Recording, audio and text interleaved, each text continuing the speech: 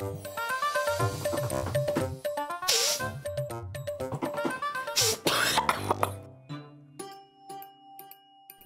स्वतः त्याच्या शिक्षकांनी सांगितलं? हो. त्याला इंग्रजी शाळेत धाडा म्हणून? हो. लाज वाटते का कुणाला? अगं त्यांना. अरे पण का? अरे का म्हणजे काय? मी तुला सांगतो, हे असे लोक आहेत, हे सगळे देशद्रोह आहेत, म्हणून आपल्या देशाचा असं बट्ट्याबोळ होतोय.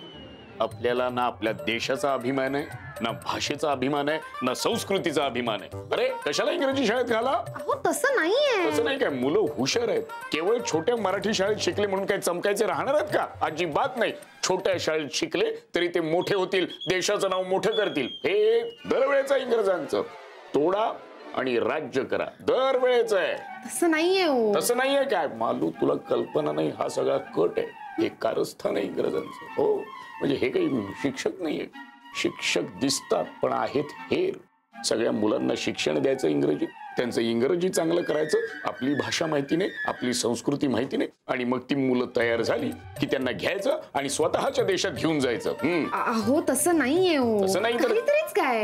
काहीतरी काय. अरे पण त्यांचं कल्याण होणार असेल तर काय हरकत आहे? हो नानी, बरोबर आहे, त्यांचंच कल्याण होऊ दे. मग आपल्या देशाचं कल्याण कोण करणार? अरे पण आपला देश आता स्वतंत्र झालाय ना, आता काय प्रगती व्हायची राहिली मला सांग. नानी, आत्ताशी कुठे स्वातंत्र्य मिळालंय? आता खरं तर प्रगतीची दिशा चालू होती. आपल्यातल्या हुशार माणसांनी देश घडवायला हवा. आपल्याकडे विचारवंत आहेत, ते देश घडवतील, देशाचं नाव मोठं करतील. अहो हे सगळं इंग्रजी शाळेत जाऊन केलं तर? बरोबर. इंग्रजी शाळेत जाऊन का कशाला करायचं? अगं हा कट आहे मालू, तुझ्या लक्षात येत नाही. आपल्याला पुन्हा गुलाम बनवायचा हा इंग्रजांचा कट आहे. चल रे, उगीच राईचा पर्वत करतोयस.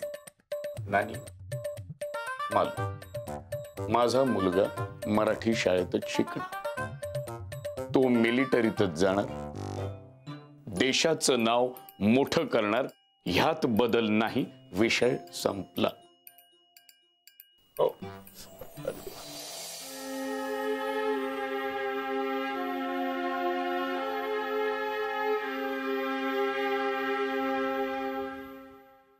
आई, बाबा तयार झाले का मला मोठ्या शाळेत पाठवायला? करू आपण काहीतरी.